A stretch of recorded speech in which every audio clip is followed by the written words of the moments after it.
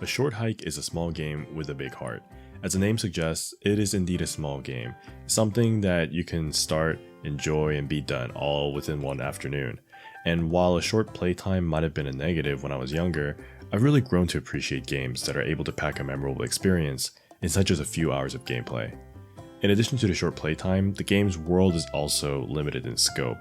It's an open world game, but the playable world is just a group of islands with one main island and several smaller ones surrounding it. And while that might sound like another negative, I actually think it's a huge positive.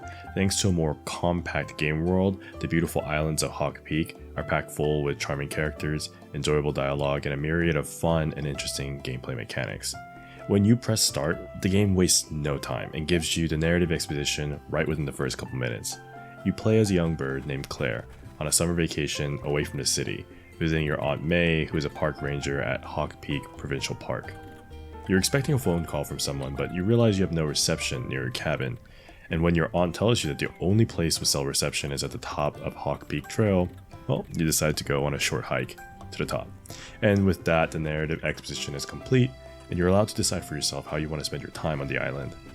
As an open world game, or probably more fitting to call it an open island game due to the smaller scope, the game gives you total freedom to do what you want. And that's amazing because I spent my first hour of the game completely ignoring the hike and just enjoyed myself with whatever interesting things I found along the way. I picked up a nice stick, collected some seashells while walking on the beach, and learned how to fish while talking to this friendly neighbor next to the pond. And this gameplay reminded me of my summer vacations as a child when I would just go exploring out in the neighborhood or picking up cool rocks by the lake. It doesn't hold your hand with unnecessary features we've come to expect in so many other open world games, such as objective markers, quest logs, or other annoying companions that badger you to get on to the next story mission. Instead, the interface is simple and minimal, playing backseat to the main protagonist of the game, you and the island for you to explore. The game's design is perfectly matched up with the calm, cozy tone of the story. There's no enemies, dying or losing lives, or boss battles here.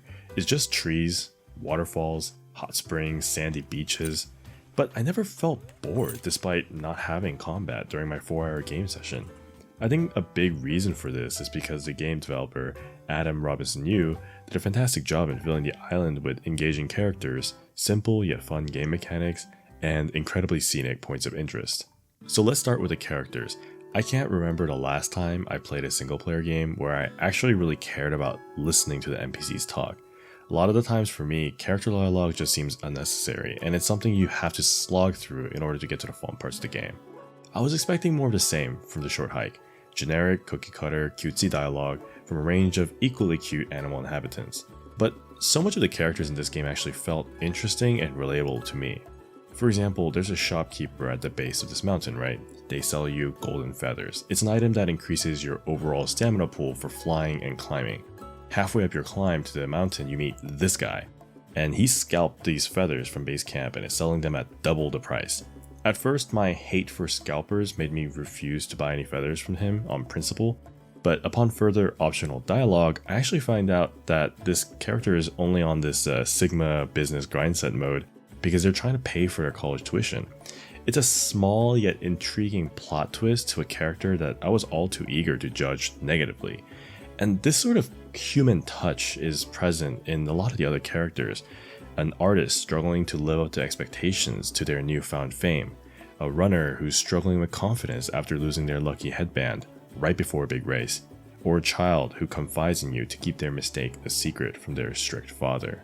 It's not Shakespeare, but there was something very human and warm about these characters that genuinely drew me in and made me actually want to talk to every villager on the island. Aside from chatting with the islanders, there's so many small game mechanics such as fishing, boating, flying, digging, even watering saplings that grow into these big bouncy flowers. The thing is that none of these mechanics are difficult to execute. There's no multi-button combos to reel in the best fish, no crazy balance game while trekking out the mountain. You just press B to dig the ground, hold A to glide in the air, hold A while against a wall to climb. This sort of simplicity benefits the game tremendously. The mechanics are so simple that they enhance the core gameplay of exploration rather than becoming its whole own thing and being overbearing and just getting in the way. Lastly, I love the charming visuals of the gorgeous, warm pastel colors and big crunchy pixel graphics. While the default pixelated retro look is right up my alley, the developer was thoughtful enough to include several graphic options for players to customize the visuals to their liking. Paired with the stunning graphics is an equally lush and delightful soundtrack composed by Mark Sparling, which seamlessly weaves in and out of the game as a dynamic soundtrack that changes as you explore the different parts of the island. Sparling uses a catchy leitmotif, this recurring theme here,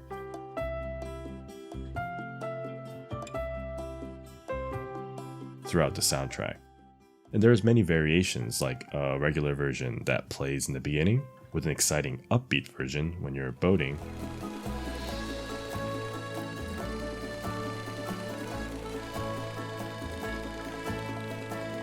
and a reflective, calm version for when the game requires it.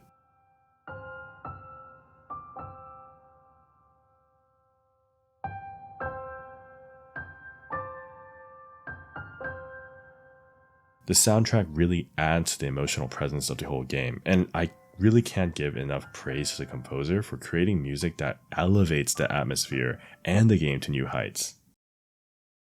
A Short Hike is a game that surprised me so much. It's a game I would never expect to really enjoy, considering that in the last decade, I have rarely, if ever, played or finished single-player games. Most of my gaming revolves around whichever competitive online game I'm obsessed with at the moment. Ever since high school, when a friend from band class introduced me to League of Legends, I've been chasing the highs that competitive, challenging, multiplayer esports titles provided. And even though I've thoroughly enjoyed these competitive games, I feel like I lost myself along the way at some point. Because at some point, gaming just wasn't about having fun, it became about winning and getting better, learning skill combos, optimizing builds, memorizing lineups, wallbangs, OP character tiers, and you get the point. When I found myself scrolling through my Steam library, tired and battered from the stresses of multiplayer games, I decided to try out A Short Hike, a game, like most of the games in my library, I had bought years ago and never really played. And man, this was the breath of fresh air that I so needed. Playing A Short Hike, I never felt like I had to play the game a certain way. There was no meta or strategy I had to conform to. I could just spend time doing whatever the heck I wanted to. And that's what I love most about this game. Everything I chose to do on the island was because I enjoyed the experience in and of itself for no other reason or motive. So much of life service games nowadays is about progression. It's about grinding to a specific rank in the competitive ladder, getting experience points, the battle pass for some shiny skin, you know, the drill. As I got sucked into the gameplay loop of these online games, I think I forgot the most important question. Why am I choosing to spend my precious time and effort to play these games? Was I really having fun? My time with A Short Hike has been a loving reminder of that exact answer.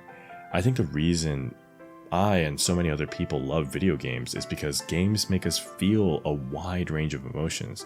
Joy, excitement, fear, despair, a sense of challenge when you work towards something that seems to be so close yet so out of reach. But when you finally get there, to the top, the incredible sense of awe and accomplishment washing over you, followed by the realization that this entire journey, the whole range of both good and the bad, this is what makes our time spent with games so memorable and so worth spending our time on. Thanks for watching.